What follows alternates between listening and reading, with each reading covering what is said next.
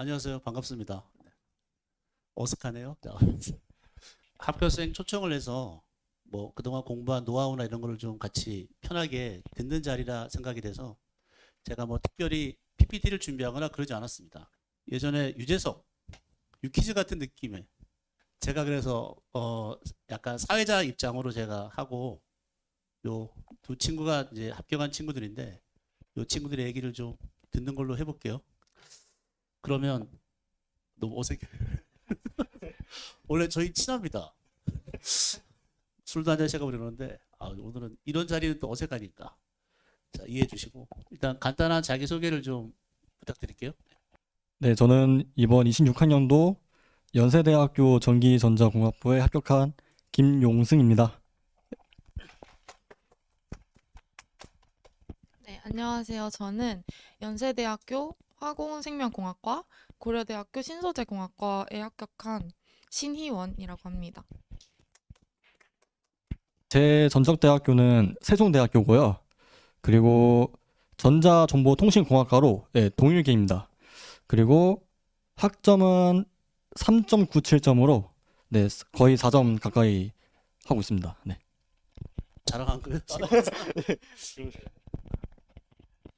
저는 전적대가 가천대학교 인공지능학과였고 아예 비동일계였습니다. 그래서 뭐 수학, 물리, 화학 셋 다 베이스 없이 시작을 했고 수능도 아예 미적분도 선택을 안 했어서 진짜 네, 노베이스였고 비동일계였고요.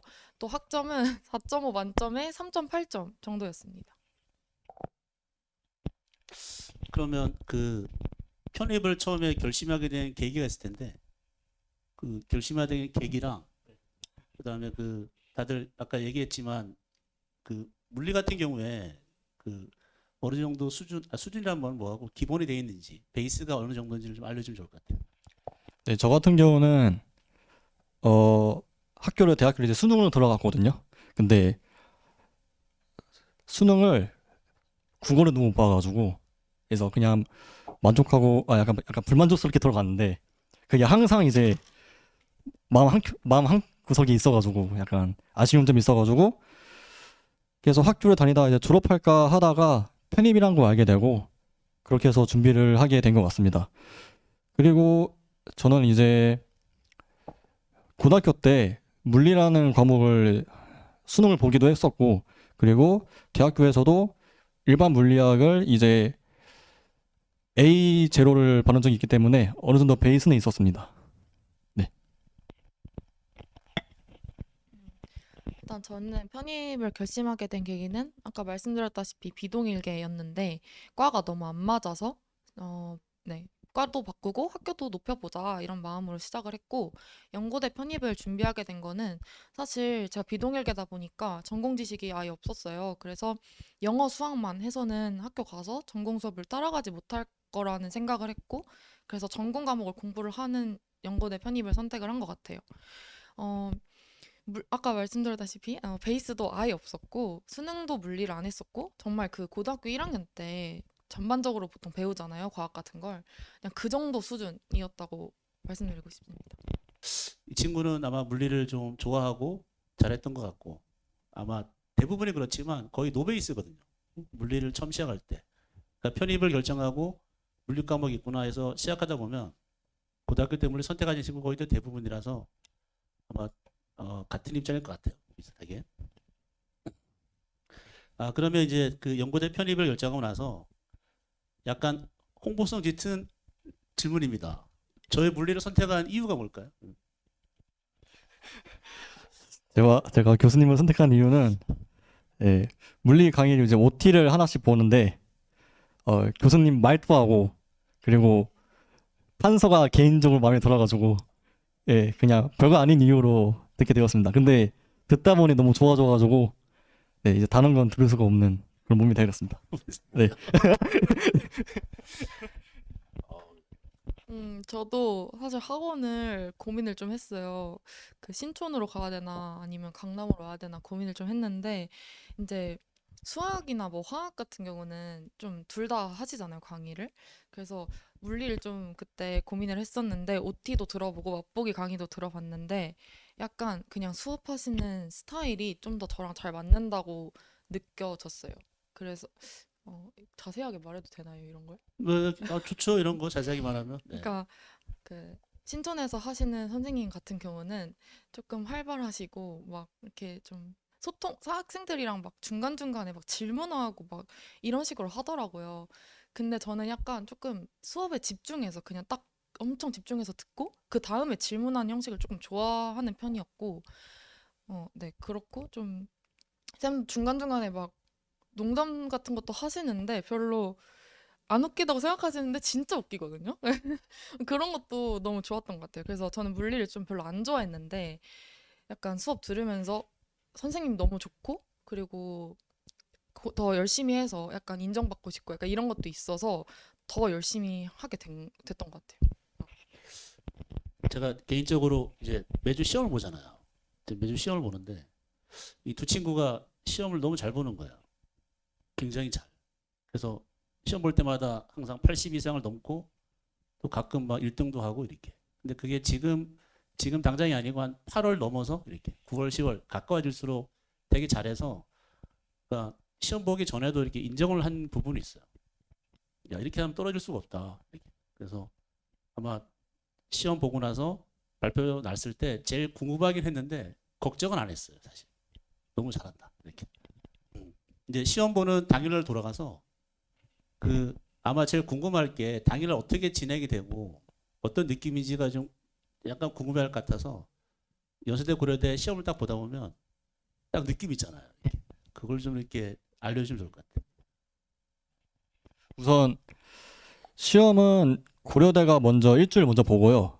그 다음에 일주일 후에 연세대가 시험을 보는 걸로 거의 정형화되어 있습니다. 그리고 제가 고려대 시험을 들어갈 때는 네 줄로 서가지고 한 번에 우르르 같은 건물에 들어가거든요.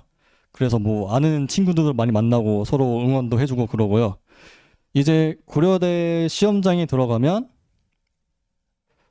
네, 좌석이 다 정해져 있고 거기에 앉아서 이제 시험을 보는데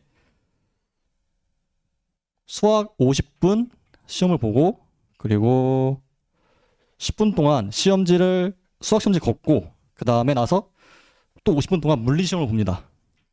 그리고 이제 인원 확인이 됐어. 그리고 물리를 푼 다음에 답안지를 내고 예, 바로 그냥 퇴실하는 과정으로 되어 있습니다. 고려대학교는. 그래서 생각보다 간단합니다. 수학 먼저 50분, 그 다음에 물리 50분.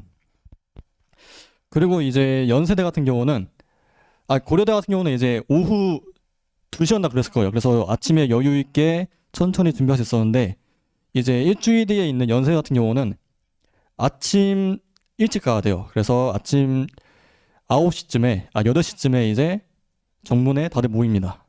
그래서 수험장에는 각 학과마다 다르게 들어가요. 뭐 기계공학 가면 어디 건물, 전자님면 어디 건물, 화생은 어디 건물 따라 들어가게 되고요. 이제 들어가서 1시간 동안 인원 점검을 하는데 아무것도 볼 수가 없어요. 제가 가져온 것들을 가방을 일단 모두 다 싸들고 다 제출을 한 다음에 폰 제출하고 그 다음 1시간 동안 이제 아무 생각 없이 아무것도 하지 않는 시간을 가지게 돼요. 가만히 있는 거예요? 네, 가만히 있어야 돼요. 1시간 동안 있어야 돼요. 그래서 그게 약간 아쉽긴 한데 그리고 이제 연세대 같은 경우는 3시간 내내 시험을 보니까 그러니까 한 번에 모든 문제지를 한 번에 다 주고 답안지를 다 주고 그래서 책상이 완전 쌓여 있어요. 그 답안지와 문제지가 쌓여 있는데 이렇게 한 번에 주고 3시간 동안 이제 각자 알아서 맡은 과목을 이제 풀면 되는 시험이었습니다.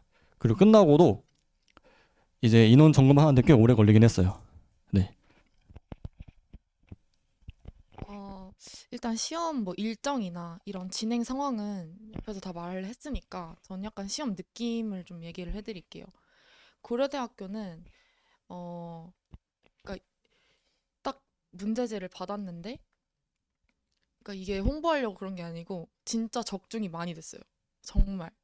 근데 사실 저는 재수를 한번 했는데 25년 편입에도 완전 똑같이 나왔고 26년에도 2번 문제랑 1번 문제는 항상 쌤이 나온다고 하셨는데 그거 나왔고 2번도 진짜 특이한 건데 아 이런 거 나오겠어? 했는데 파이널에 마지막에 이제 하나 했거든요. 근데 그때도 파이널에서 애들 진짜 많이 틀리고 했는데 그래도 한 번 파이널 자료 이렇게 막 보다 보면은 한 번씩 그래도 보잖아요.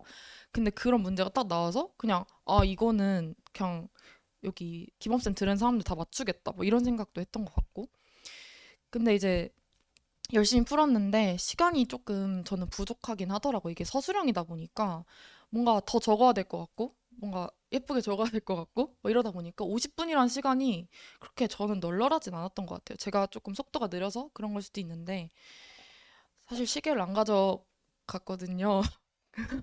왜냐면은 원래 25년도 때는 시계가 앞에 있었어요. 근데 26년에는 제가 시계를 놓고 와버린 거예요. 근데 저는 이제 있다고 생각을 했으니까, 실제로 있었으니까, 가면 있겠지 하고 앞에서 시계 파시는 분들이 있거든요. 근데 안 샀어요, 저는. 근데 없더라고요. 그래서 그냥 막 미친 듯이 풀었는데, 그래도 다행히 제가 쓴 거는 다 맞은 것 같아요. 적중이 많이 됐었고, 진짜 1, 2, 3번이 진짜 파이널에서 맨날 했던 거여가지고, 4번만 조금 어려웠던 기억이 납니다. 그리고 연세대 같은 경우는 저는 세 과목을 다 비중 있게 해야 되는 그런 학과였어요. 비중이 4, 3, 3 이렇게 돼가지고 저는 막 그 전전이나 기계처럼 물리에 진짜 시간을 많이 쏟을 수 있는 그런 상태가 아니었거든요. 무조건 고득점을 받아야 했었는데 25년보다는 좀 어렵게 나온 거예요. 뭔가 텍스트가 되게 많았고 딱 봤을 때 뭔가 좀 겁먹게 하는 그런 문제들이 좀 있었어요. 막상 풀어보면 되게 별거 아닌데. 그래서 저는 그냥 아 진짜 포기하고 싶었는데 진짜 끝까지 그래도 내가 못 풀면 내가 어차피 다른 애들도 못 풀 거다 이런 마음가짐으로 계속 풀었던 것 같아요. 그리고 연세대는 약간 객관식은 그렇게까지 어렵지는 않은 것 같거든요. 근데 항상 관건인 거는 단답형 막 10점씩 있으니까 그거를 하나 틀리면 되게 점수가 훅훅 깎인단 말이에요. 근데 단답형도 2번이었나? 그 3번이었는지 모르겠는데 완전 3번. 그 3번도 완전 적중했었고 뭐 다른 것도 다 했던 거예요. 그러니까 다 했던 거에서 다 나왔던 것 같아요. 그래서 그냥 거기에서 조금만 변형된 식으로 네. 그래서 사실은 제가 파이널을 이제 재수다 보니까 두 개를 다 듣긴 했었거든요. 근데 다른 분은 안 했던 걸로 알아요. 저는 둘 다 들었으니까. 그래서 저는 솔직히 기범쌤 들은 사람들 다 맞추겠다 이런 생각했었던 것 같아요. 참. 근데 그 나중에 이제 시험 끝나고 이렇게 카톡을 저한테 많이 주는데 언제 했다, 언제 했던 게 나왔다 이런 게 굉장히 많이 받긴 했습니다. 그래서 일단 그 제가 이제 선생을 하고 있으니까 가장 보람될 때가 그런 거거든요. 이 시험을 제가 가르치고 그리고 시험 봤는데 똑같은 게 많이 나왔다는 거 막 소식을 듣는 거예요. 이렇게. 저도 막판까지 이제 올해는 어떻게 나올까 굉장히 고민하면서 문제를 만들고 하는데 그게 제일 뿌듯합니다. 그 순간 자체가 개인적으로. 그래서 일단 너무 좋은 얘기 해줘서 그러면 그 전체 제 수업 중에 가장 도움이 됐던 게 어떤 과정이에요? 커리큘럼 중에 혹시? 네. 커리큘럼은 당연히 그 파이널 모의고사가 진짜 도움이 가장 컸습니다. 파이널 모의고사가. 왜냐면 그 특히 연세대 시험 볼 때 다 이제 물리 문제지를 보자마자 순간 이제 통 막혔거든요. 이번 거는. 근데 그 파이널에서 나온 문제 그 키워드 아니면 뭐 스킬 개념들이 이제 거의 대부분이어서 생각해 보니까 그래서 네, 파이널이 제일 중요한 것 같습니다. 그 사실 이 친구는 물리를 좀 잘했으니 그럴 수 있는데 제일 궁금해할 것 같은 게 원래 노베였어였잖아. 근데 결국에 잘하게 됐는데 그 중간 과정이 되게 궁금해요. 그러니까 저는 이제 계속 수업하는 입장이니까 이렇게 했으면 좋겠다라고 계속 강의하는데 잘 따라오는 친구들이 있는 반면에 아닌 친구도 많단 말이죠. 근데 어떤 친구는 제가 의도한 대로 이렇게 잘 흡수해서 오는 친구들 보면 되게 대결하기도 하는데 그 모델이 이 친구입니다. 그러니까 물리가 경험이 없다가 지금은 굉장히 잘해요. 엄청 잘해요. 나중에 보면 그 개인 경험담이랄까 물리를 잘하게 된 비결 같은 거 그런 거 좀 알려주면 좋을 것 같아요. 일단 파이널 모의고사는 뭐 말할 것도 없이 너무너무 중요하고요. 그거는 다들 아실 거라 생각해서 완전 제가 못했을 때를 생각을 해보자면 저는 가장 도움이 됐던 게 기출문제 풀이였어요. 처음에는 이제 기출문제 풀이를 그 여름에 했었거든요. 여름 커리큘럼으로 딱 그러니까 개념을 다 듣고 그 다음이 바로 맞았죠. 그 맞지? 그 기출문제 방학 기출문제 때. 예, 방학 때 7, 8월에 딱 기출문제 풀이를 했는데 저는 뭔가 개념을 들으면서 그냥 그렇구나. 뭐 알겠다. 약간 이런 느낌이 있었어요. 공식도 잘 외웠고 그랬는데 막상 그 기출문제를 딱 보는데 쌤이 딱 그 문제만 두지 않거든요. 그 문제에서 여러 가지 막 질문이 한 10개 되는 것도 있어요. 그래서 그 문제에서 약간 뽑아낼 수 있는 그런 질문들 이런 거를 다 뽑아내 주시고 또 순서도 약간 내가 생각해야 되는 그런 메커니즘대로 순서가 조금 정리가 되어 있는 것 같아요. 처음에는 전 진짜 모르니까 그 한 문제를 푸는데 한 10분, 15분 이렇게 걸렸던 것 같아요. 그 수업을 듣기 전에 한 30개 정도는 풀었어야 됐던 것 같은데 제 기억으론 그걸 일주일 내내 풀면서 너무 못 풀겠고 막 미치겠는 거예요. 그래서 이제 큰 노트에다가 반절 갈라서 한쪽에는 제가 그 생각했던 것들 제가 막 나름대로 풀은 거죠. 못 풀면 그냥 비워뒀어요. 그리고 왜 내가 못 풀었는지 어디가 어려웠는지 정도는 샤프로 써놨던 것 같아요.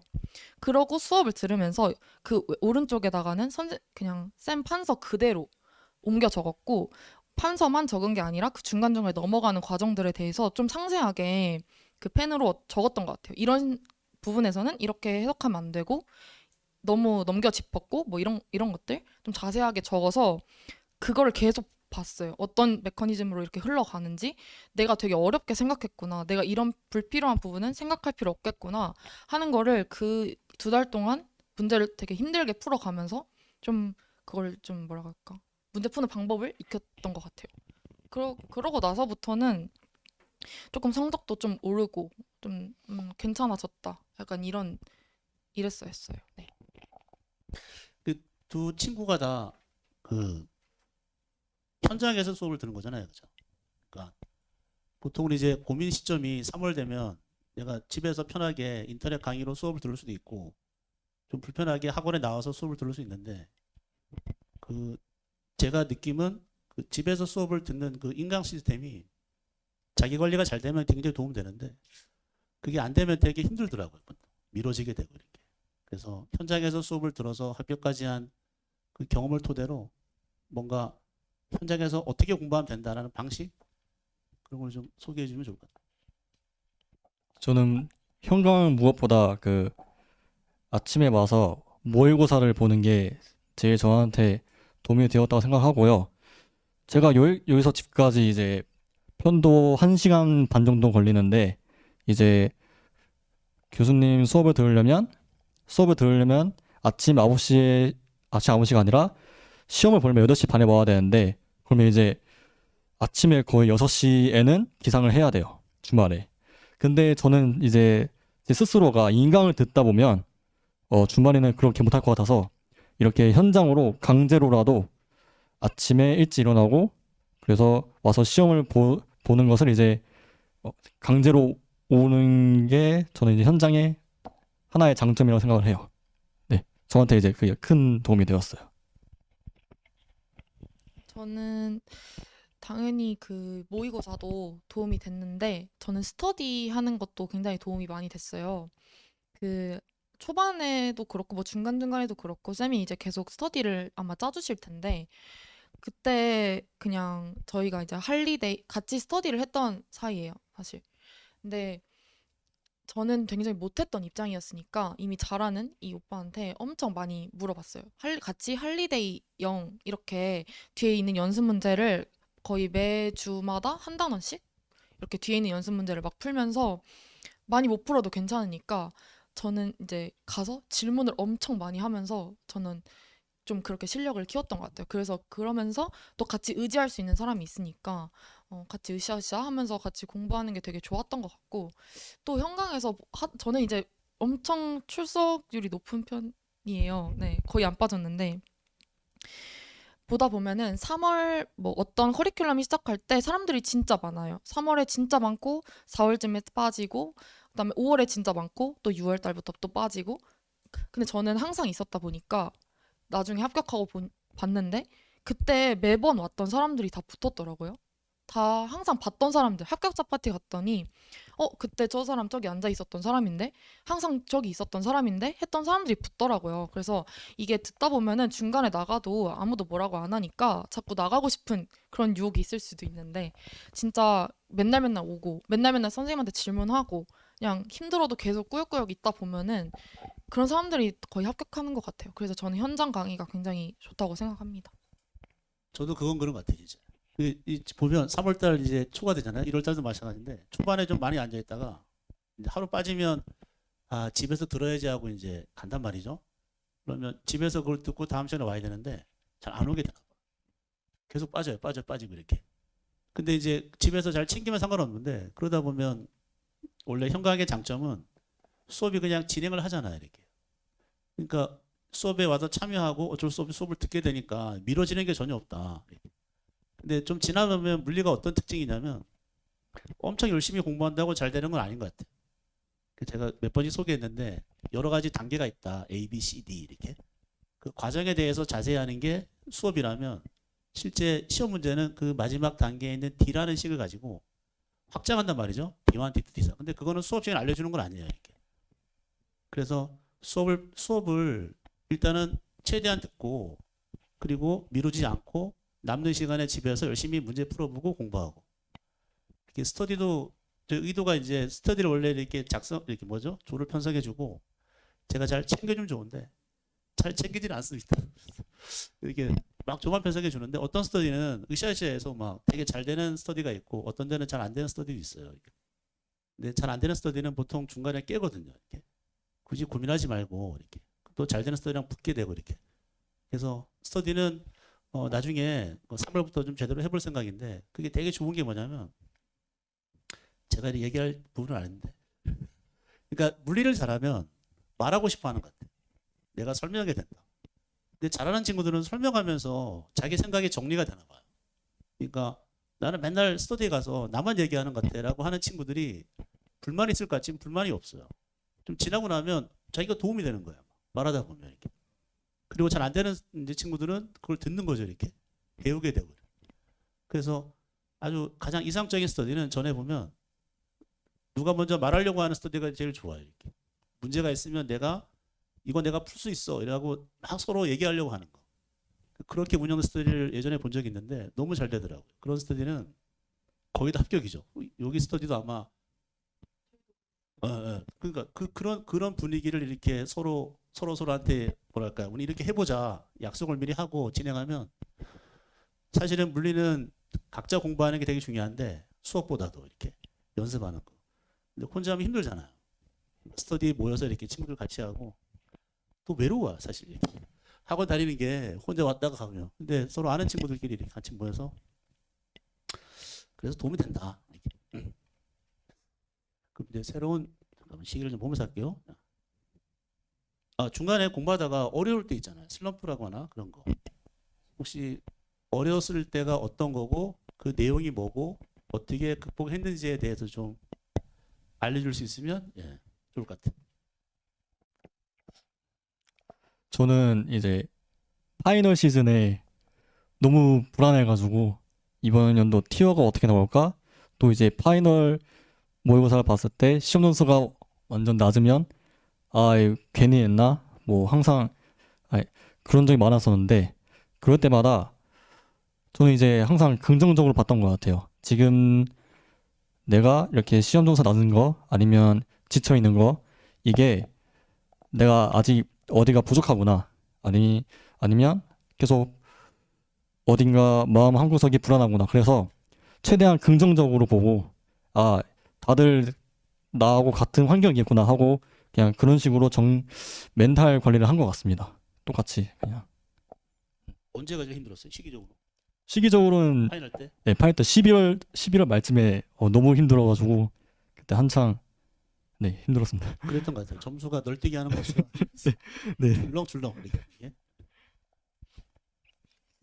저는 약간 그 초반에 좀 못할 때는 그냥 항상 힘들었어요, 사실. 근데 재수할 때는 그래도 어느 정도 작년에 쌓아놓은 게 있으니까 조금 한다는 그 가정하에 올해 상황을 조금 얘기를 해드리면 저는 뭔가 재수를 하는 입장에서 난 당연히 잘해야 된다 이런 마음이 좀 있었어요.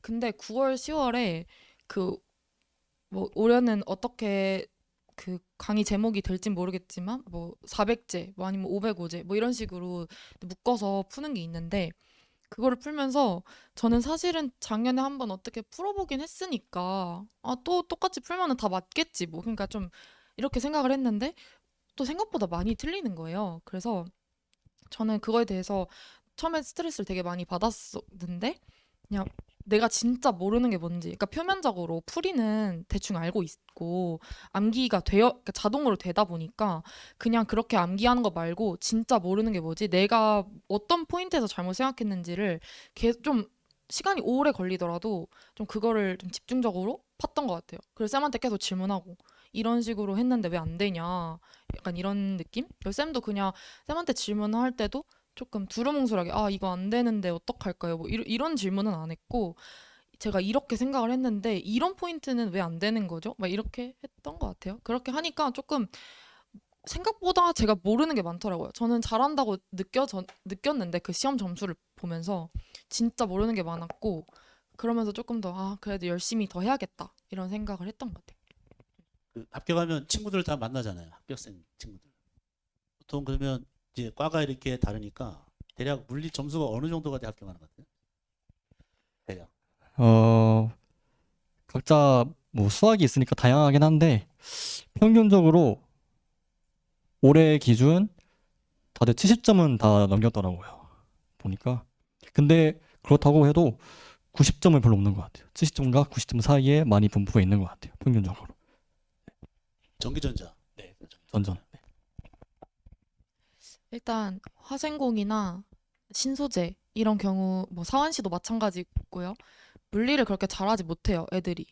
그래서 제가 처음에 합격하고 친구들하고 점수를 공유를 했을 때 저는 진짜 망한 줄 알았거든요. 왜냐면 저의 그런 기본 그 성적이 항상 80점이 넘었었고 학원에서도 상위권이었다 보니까 저는 70점이면 진짜 큰일 난 줄 알았거든요. 그래서 저는 연세대는 75점이고 어 어디였지? 고려대는 아마 60점인가? 정말 못 봤다고 생각을 했는데 나중에 그 사생공사한시 신소재 이 친구들 여러 명 말 들어보니까 너무너무 잘 본 거라고 하더라고요. 그래서 아마 이 부류는 이런 그 부분 한 60점? 50점, 60점? 이 정도가 평균이었던 것 같아요. 진짜 뭐 예를 들면 수학을 진짜 잘하면 물리가 진짜 낮은 경우도 있었고 특히 화생공 같은 경우는 물리를 거의 제가 이제 합격생들하고 말을 해보면 뭐 한 줄로 찍었다는 애들도 있고 뭐 다양한데 그 친구는 엄청 수학을 또 잘 봤더라고요. 저처럼 약간 뭔가 엄청나게 잘하는 게 없이 그냥 다 좀 챙기고 싶다, 좀 확실하게 붙고 싶다고 하면은 물리에서 고득점 가져가는 게 확실히 다른 친구들하고 차별점이 되는 것 같아요. 그쪽 전전이나 기계는 진짜 잘하는데 여기 과들은 그렇게까지 잘하지는 않아서 네. 맞아. 물리만 놓고 보면 전전 기계는 되게 잘해요. 지금도 그렇지만 나중에 잘하게 되고 신소재, 화공, 사완시 잘하지 못해요. 그러니까 생각보다. 그래서 특히나 그 화공과하고 이런 과들은 사완시 같은 과들은 물리가 30% 정도가 되다 보니까 수학, 물리, 화학이 되게 비슷해요, 비중이. 그래서 물리를 거의 다 못하는 내가 되게 잘하게 되잖아요. 나중에 공부해 보니까. 그 전체 점수에 굉장히 유리해지더라고요.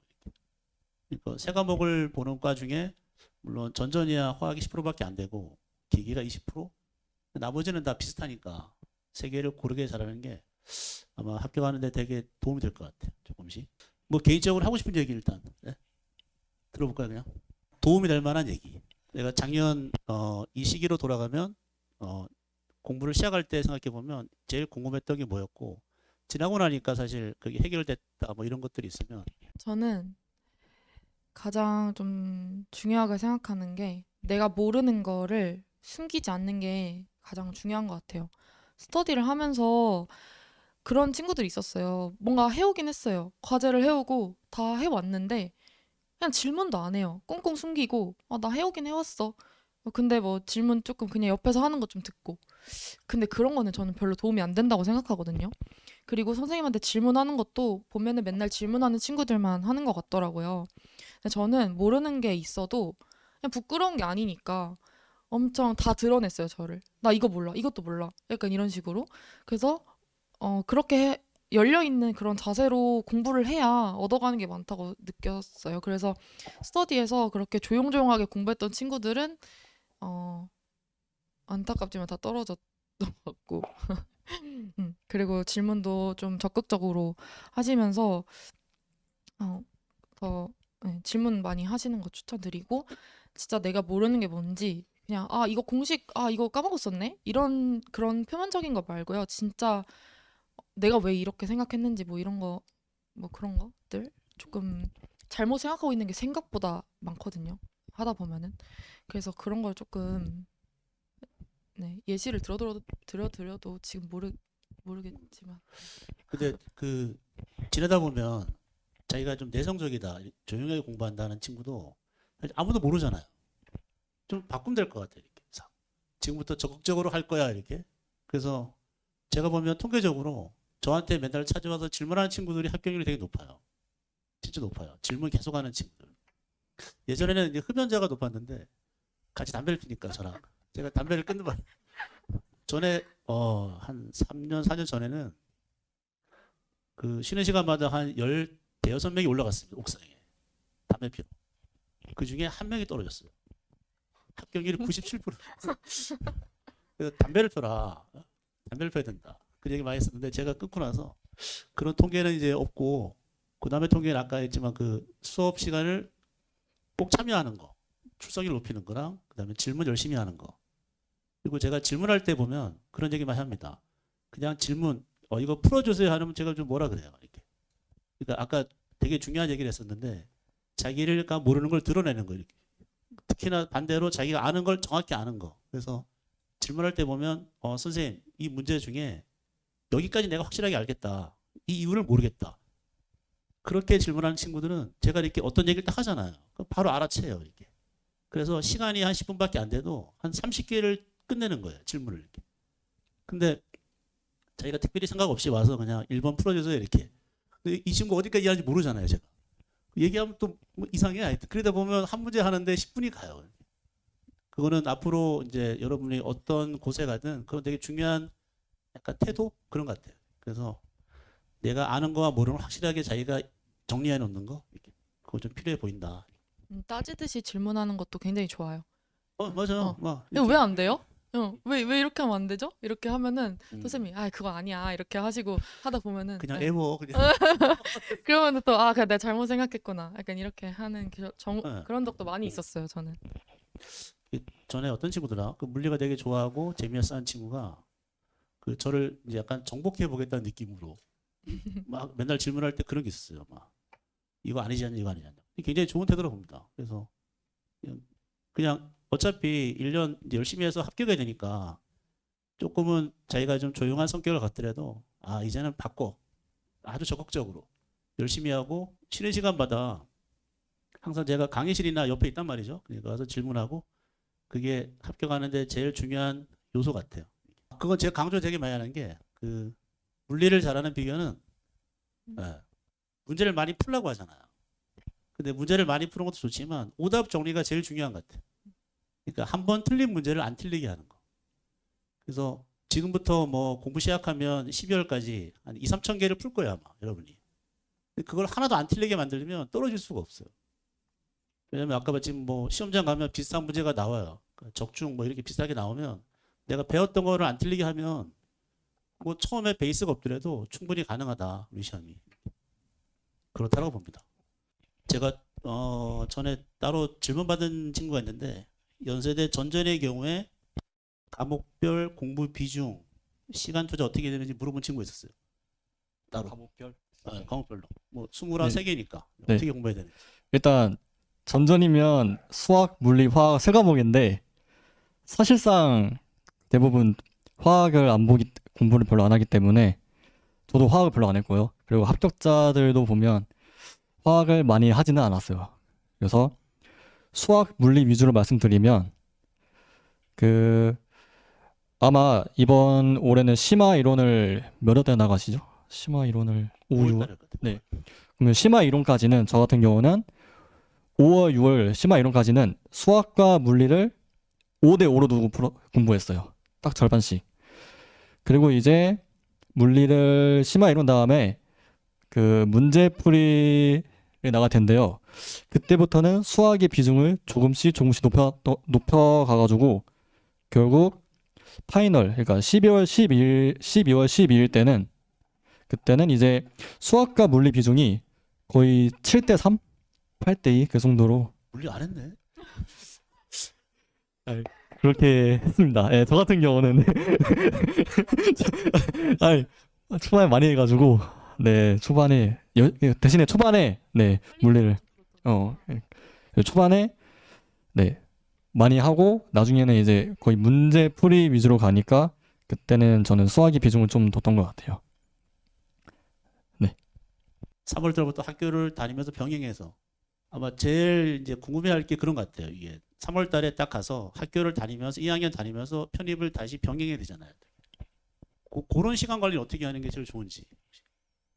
주말에는 교수님 수업을 듣고 그리고 평일에는 최대한 저녁으로 시간을 뺀 다음에 아무리 바빠도 그 저녁을 먹은 후에 6시부터 그 다음에 그 후로 한 3시간, 4시간씩은 꾸준히 했던 것 같아요. 매일매일 무슨 일이 있어도 절대 빠지지 않고 3시간, 4시간씩은 시간을 어떻게든 빼서 했던 기억이 있어요.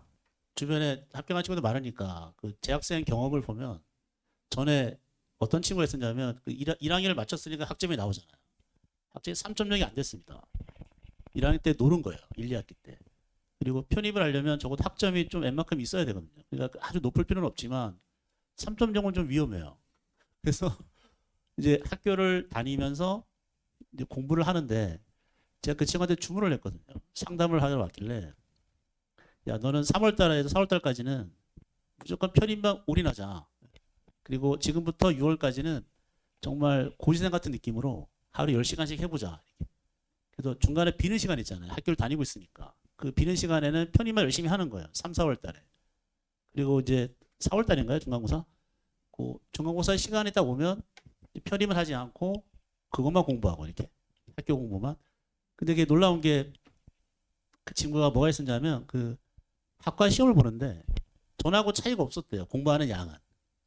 근데 3월 달에 이렇게 편입 공부하다 보니까 공부하는 습관이 잡힌 것 같아요. 그래서 똑같이 투자해서 시험을 봤는데 학점이 너무 잘 나오는 거예요. 2학기 1학기 때 학점이 A0 하나하고 다 A뿔이었대요. 그렇게 하니까 이제 학점이 딱 맞잖아요. 2학기 1학기 때 학점이 잘 나오고 편입도 그냥 어떻게 끌고 간 거예요. 잘한 건 아니지만 이렇게. 그래서 학점 관리를 하고 나서 6월 말이 되니까 이제는 이제 방학만 기다려요. 방학만. 내가 방학만 되면 너무 시간이 많으니까 열심히 할 수 있다 해서 그 시기가 돼서 다시 한번 찾아왔더라고요. 이렇게. 그래서 얘기를 들어보니 학점도 올라가 있고 뭐 편입에 대한 공부는 많이 하지 못했지만 이 자신감이 있는 것 같아요. 그래서 그걸 계기로 7, 8월 열심히 하고 해서 합격까지 갔는데 그러니까 이 통계가 뭐가 있냐면 학점이 굉장히 좋은 친구들이 있습니다. 4.4 이런 친구들. 그런 친구들은 공부를 잘하는 방법을 알아요. 그래서 우리 시험도 잘 볼 확률이 되게 높아져요. 이렇게. 근데 학점이 낮다고 해서 안 돼. 그게 아니고 학점이 좋게 하는 방법을 내가 빨리 이제 깨우치는 거야. 어떻게든 이게. 그래서 그런 걸 좀 고민하면 좋겠다. 이렇게. 그리고 재학생 신문에 합격하려면 특히나 아까 좀 뭐죠? 공강신강 같은 거 그때 꼼꼼하게 공부해보고 이렇게. 잘 말씀해 주셔서 감사드리고 저는 이제 현장을 듣고 있는데 그 복습하는 방법을 조금 여쭤보고 싶어서요. 당일 수업 종료한 다음에 복습 루틴이 어떻게 되셨는지 그 다음 주에 모의고사를 보니까 그래서 그 복습 루틴이 궁금하고 노트 정리나 뭐 따로 뭐 단권화를 한다면 어떻게 하셨는지가 좀 궁금하고요. 네네. 그리고 아까 교수님이 오답 정리하면 좋다라고 하셨는데 오답 정리를 어떻게 하셨는지 오답 정리를 하고 나서 언제쯤 그거를 좀 보셨는지 그런 것들이 좀 궁금하고 마지막으로는 강의가 한 강의가 2달짜리잖아요. 그게 완강이 된 다음에 그 이전 그 다음 수업을 하시면서 그 전 거를 또 복습을 하셨는지 그런 것들이 조금 궁금합니다. 나 먼저 할까? 일단 저는 정리를 좀 잘하는 편이었는데 처음에는 이제 이 물리 개념을 뭔가 노트 정리를 예쁘게 뭔가 해야 되겠다는 생각을 했던 것 같아요. 처음에. 그래서 처음에는 그런 복습을 이제 수업 끝나고 근데 보통은 물리 듣고 수학 듣고 뭐 아니면 중간에 화학도 듣고 하잖아요. 그래서 저는 당일 복습은 약간 어려웠던 것 같아요. 그래서 월요일, 화요일 이런 식으로 했고 노트 정리를 처음엔 하다가 뭔가 개념만 적어놓는 게 그렇게 효율이 좋진 않더라고요, 저는. 그래서 그냥 그 쌤이 아마 책이 좀 두꺼울 텐데 한 번에 묶어져서 그래서 거기다가 좀 필기를 많이 하면서 그냥 그거를 자주 보려고 노력을 했어요. 처음엔 노트 필기를 하다가 나중에는 그냥 필기를 안 했고요. 그리고 단권화 같은 경우는 마지막에 파이널 할 때 뭔가 그때는 이미 그 어떤 문제를 풀 메커니즘도 다 뭔가 정리가 되어 있는 상태고 그렇기 때문에 답만 외우면 되는 뭐 그런 문제들도 있단 말이에요. 그래서 저는 공식, 답, 뭐 특이한 것들 해가지고 파이널쯤에는 약간 한 장 정리식으로 좀 그렇게 아이패드에 이렇게 정리를 해서 그렇게 그것만 봤던 것 같아요. 복습 같은 경우는 일단 개념을 처음 할 때는 그냥 다시 한번 읽어보고 그거에 대해서 또 이해가 안 되는 부분이 있으면 그 부분만 강의를 들었어요.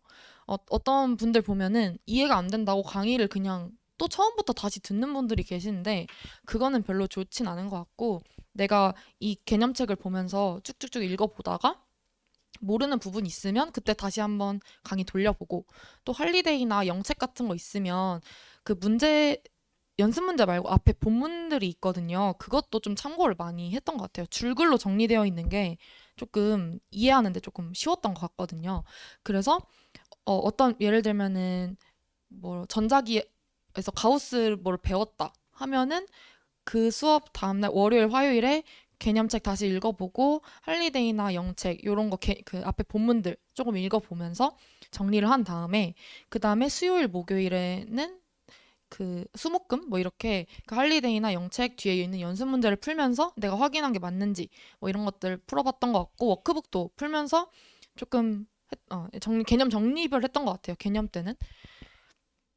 그리고 또 뭐 있었지? 오답은 저는 만약에 내가 잘 못하는 그런 상황이라면 선생님의 풀이를 그냥 받아 적으시고 그거를 그냥 다 내 걸로 만들겠다 이런 마음으로 했거든요.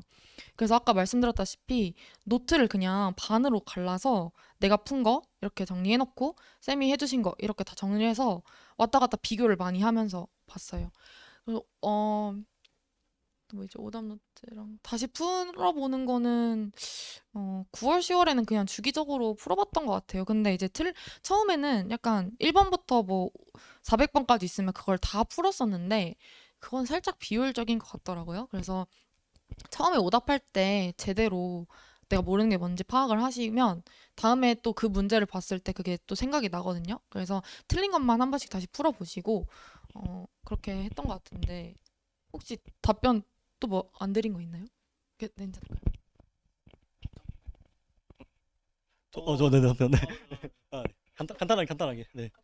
네. 저 같은 경우는 이제 개념은 그냥 그 교수님 수업 들을 때 완전 완벽하게 다 듣자, 그러니까 집중하자 해서 최대한 그 수업에 집중한 다음에 그리고 만약에 모르는 게 있으면 체크를 한 다음에 그거에 대해서 질문을 하든가 아니면 따로 이제 요즘에 AI 잘 돼 있잖아요. 그래서 챗GPT나 뭐 지미나이나 계속 물어봐서 최대한 내가 이해될 만큼 최대한 깊게 최대한 내가 누군가에게 설명을 할 수 있을 만큼 한 다음에 근데 그게 너무 또 깊어지면 안 되니까 또 어느 정도 됐다 했으면 그러면 이 개념 내 거다 하고 그냥 이제 개념을 그렇게 했던 것 같아요. 그리고 이제 저 같은 경우는 완전 P 성격이라서 노트 정리를 따로 하진 않았고요. 그냥 그 이론서에다 필기를 하고 그냥 자주 보는 식으로 했던 것 같아요. 막 포스트잇 붙이고 뭐 그렇게 했어요. 그리고 이제 문제를 풀 때 오답 같은 경우는 저는 이제 완전 아까 비율적이라 말했는데 저 같은 경우는 이제 400지 문제를 거의 10회도 그랬어요. 그냥 완전 손 아프게 계속 쓰면서 했거든요. 근데 그렇게 하다 보면 이제 오답이 나오는데 오답들을 따로 이제 타이핑을 친 다음에 또 문서를 만들어서 잘라서 태블릿에 붙이고 옮겨가지고 그거를 이제 내가 왜 틀렸는지 이거 실수 틀린 거다, 계산 실수다, 어떤 경향 부족하다, 여기서 내가 왜 이런 짓을 했는지 그거 다 하나하나 메모했어요. 메모한 다음에 그거를 태블릿에 쫙 이제 옮겨 붙인 다음에 그거를 이제 여기 오고 갈 때 1시간 반씩 오고 갈 때 계속 봤어요. 토 나올 정도로 봤더니 예, 그렇게 하니까 실수가 좀 줄더라고요. 네. 네. 네. 그리고 이제 복습은 저 같은 경우는 그냥 오고 갈 때 그냥 모든 그냥 오답 같은 거 막 PDF 만들어서 핸드폰에 넣고 계속 봤어요, 그냥. 예. 저는 그렇게 했었던 것 같아요. 저는 우선 첫 번째로 두 분께서 그 물리 원점수 합격 점수 말씀해 주셨는데 그 수학이랑 화학도 대략 어느 정도 셨는지도 궁금하고요. 저는 신소재 쪽을 희망하기도 해서 신소재 합격하신 분의 공부 비중도 궁금하고요. 저는 지금 완전 노베이스이고 처음 하는 상태이다 보니까 조금 걱정도 되는데 말씀해 주시면 감사하겠습니다. 일단 연세대 점수는 수학 50, 물리 75, 화학 88 이렇게 받았고요. 그다음에 고려대는 물리 60, 화학 90 이렇게 받았습니다. 그래서 그냥 진짜로 내가 모르는 게 뭔지 집중했던 것 같고 하다 보면은 이게 오답하는 게 되게 어려운 게 내가 어떤 모르는 포인트를 딱 한 줄로 좀 정의할 수 있으면 좀 좋은 것 같아. 내가 이런 거를 딱 몰랐다 이런 식으로. 그러면은 그 이후에 그 한 문장을 정의하는 게 어렵지 그 후로는 내가 어떤 거를 공부해야 될지 좀 잘 보이기도 하거든요. 그리고 쌤이 맨날 말씀해 주시는 게 한 번 틀렸던 문제는 뭐 더 안 틀리게 한다. 이런데 솔직히 좀 더 틀려요. 여러 번. 근데 그렇게 여러 번 틀리다 보면은 화가 나거든요. 막 그런 문제만 보면 화가 나는데 그러면은 그때가 좀 경각심을 느끼고 그때도 해도 돼요. 그러니까 틀린 문제가 10개면은 그런 식으로 깊이 파서 오답을 제대로 하는 거는 뭐 처음에는 한 4개? 뭐 요 정도? 근데 그 나머지 6개는 또 틀리거든요. 그럼 그때 또 하면 돼요. 그거를 1년 동안 계속 하다 보면은 많이 메꿔질 거거든요.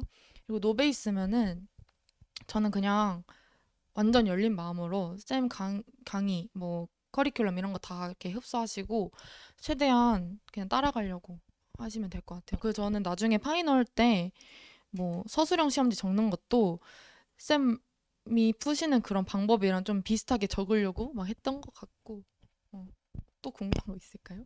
공부 시간 확보하는 팁은 저도 약간 핸드폰으로 많이 봤어요. 핸드폰에 요즘에 저는 아이폰을 써서 굿노트랑 뭐 그런 게 잘 되어 있다 보니까 아이패드로 정리했던 거 핸드폰에 굿노트 어플 깔면 다 보이잖아요. 그래서 굿노트 같은 거 틀렸던 것도 많이 봤고 지하철 저도 편도 1시간이거든요. 그래서 아침에 물리 이제 모의고사 보러 딱 와야 되는데 했던 문제들 내가 풀었던 문제들 같은 거 풀이 같은 거 한 번씩 다 보고 개념도 한번 쓱쓱쓱쓱 보고 그리고 시험을 봤던 것 같아요. 그런 식으로 좀 이동 시간 아니면은 뭐 쉬는 시간 이런 식으로 확보를 했던 것 같은데 너무 막 그렇게 뭐라고 해야 되지? 모든 시간을 그렇게 할 필요는 없지만 그냥 이제 아침에 오실 때나 집 가실 때 요 정도? 요 정도는 그렇게 공부 시간으로 활용하면 좋을 것 같아요. 편입을 준비하는 기간 동안에 혹시 취미 생활이나 친구 관계 이런 풀어지는 시간 같은 걸 가졌는지 아니면 아예 다른 거 다 끊어내고 편입에만 올인했는지 그런 게 좀 궁금했습니다. 저는 이제 동네 친구들하고는 거의 한다 하고 거의 끊었고요. 대신에 이제 이 스터디원과 같이 예, 시간을 지낸 것 같습니다. 그리고 예, 취미 생활도 하지는 않았어요. 워낙 바빠가지고 할 시간이 없었기 때문에 거의 공부만 했습니다. 저 같은 경우는. 네. 저는 일단은 뭐지? 그냥 그러니까 전적대 친구들한테는 일단 비밀로 했고요. 그다음에 친한 뭐 고등학교 친구들이나 이런 친구들한테는 말은 해두고 뭐 술 마시는 자리는 가지 않았어요. 근데 가끔씩 뭐 영화를 볼 때는 있었고, 근데 그렇게 자주는 아니었던 것 같습니다. 그리고 그래서 저만의 약간 그런 스트레스 해소 타임은 밥 먹는 시간이었는데요. 밥 먹는 시간에 그냥 짧게 애니메이션 보거나 아니면 뭐 넷플릭스로 막 그런 거 조금씩 봤던 것 같아요. 그거 말고는 거의 뭐 놀거나 따로 그러진 않았고, 일단 술은 절대 먹지 않았습니다. 1년 동안 이제 준비를 해야 되잖아요. 네, 멘탈이나 아니면 뭐 건강이나 이제 체력 같은 건 좀 괜찮은지 그 다음에 그 혹시 과정이 좀 즐거우셨나요? 일단 저는 물리 수학하고 독성이 꽤 맞더라고요. 그래서 저는 크게 힘든 점은 없었습니다. 단지 좀 그나마 힘들었던 건 이제 혼자 공부할 때 약간 외로운 거. 이제 약간 그게 큰 힘듦이었고, 체력 같은 경우는 제가 그렇게 안 보이는데 제가 이제 헬스를 다녀가지고, 예, 그런 꾸준히 다녀가지고, 네, 그래서 그렇게 체력 관리를 했습니다. 항상 매일 1시간씩. 네, 네, 그렇습니다. 저는 사실 체력 관리는 거의 한 6월까지는 필라테스 정도 다녔던 것 같은데 그 이후로는 그냥 앉아만 있었어요. 그래서 굉장히 체력이 많이 떨어졌었고 공부하는 과정이 지나고 보면은 즐거웠던 것 같은데 막상 할 때는 너무너무 괴로웠던 것 같아요. 근데 그나마 다행이었던 거는 같이 하는 사람이 있으니까 그냥 저는 오빠랑 거의 계속 붙어 다녔거든요. 그러면서 밥 먹으면서 약간 브리핑을 했어요. 이번 주에 뭐 했냐? 어떤 공부했냐? 앞으로 뭐 하지? 이거 이번 주에 그럼 뭐 할래? 이런 식으로 공부 얘기를 많이 엄청 하면서 의지를 엄청 많이 했었고 어, 그리고 나름 즐거웠던 것 같은데. 근데, 점수 안 나올 때가 제일 괴로웠던 것 같아요. 근데 저도 진짜 일희일비를 많이 하는 스타일이긴 한데, 절대 그러니까 좀 그럴 필요 없다고 말씀드리고 싶고, 어차피 진짜 수능도 그런 말 있잖아요. 수미잡이라고. 진짜 당일 말고는 아무것도 모르는 거니까, 너무 일희일비 안 하면 좀 즐거운 것 같아요. 내가 모르는 걸 찾는다. 약간 이거 파이널에서 배운 거, 내가 지금까지 배운 것만 다 알고 들어가도 무조건 합격이다. 이런 마음으로 공부하면은 좀 즐겁게 할 수 있을 것 같아요. 그 대학교 2학년 물리학과 수업을 듣는 게 의미가 있는지 있다면 역학, 전자학, 현대물리학 중에 뭐 추천하시는지. 저한테 질문해서 제가 답변을 2학년 때 수업을 이제 들어야 되는데 편입과 겹치는 건 되게 좋은 것 같아요. 네, 일반 물리 이런 걸 괜찮고 역학 전자기라는 그 전공 과목 있잖아요. 되게 부담스러워요. 되게 깊게 돼. 그래서 그거를 들어오면 나중에 도움 되겠지만 그거 하다가 아마 시간이 많이 거기서 잡아먹을 거예요. 그래서 현대물리 정도 괜찮아요. 역학 전자기는 굳이 할 필요 없는 것 같아요. 네, 도움이 돼요. 현대물리는 좀 도움이 되고 역학 전자기는 아마 너무 어렵게 할 거예요. 그래서 실제 우리 시험과 좀 거리가 있어요. 그쪽. 저는 따로 기타 서류를 내지 않았습니다. 대회 수상 실적 아무것도 없고요. 네, 아무것도 안 됐습니다. 그리고 학점 인정 같은 경우는 연대가 학점 인정이 생각보다 잘 안 돼요. 그래서 만약 혹시 동일 계세요? 근데 동일 계여도 전전은 학점 인정이 잘 안 되는 걸로 알고 있어요. 웬만한 기본 전공은 되는데 뭐 심화 전공은 잘 안 돼요. 네, 그래서 저도 지금 애먹고 있습니다. 네. 저는 그럼 간단하게 말씀드리면 저도 기타 서류 낸 건 아예 없었고 그냥 진짜 성적 증명서, 수료 증명서, 토익 이렇게만 됐습니다. 저는 진짜 다른 거 다 뭐 낸 것도 없고 토익 점수도 별로 높지도 않고 해가지고 진짜 시험으로 붙었던 것 같습니다. 네, 시험이 제일 크긴 해요, 확실히. 네. 혹시 아까 물리학과 얘기 듣죠? 그 물리학과 그 올해 합격생 보면 그 물리학과 지원자들이 물리 점수가 꽤 높진 않아요. 이상하게. 그 전전 기계 하는 친구들이 훨씬 높아져요, 나중에. 그냥 공부하는 습관도 좀 중요한 것 같아요. 그래서 물리학과 친구들은 어떤 문제를 해결할 때 약간의 그 F나 MA부터 시작할 거라는 약간 그런 게 있어요.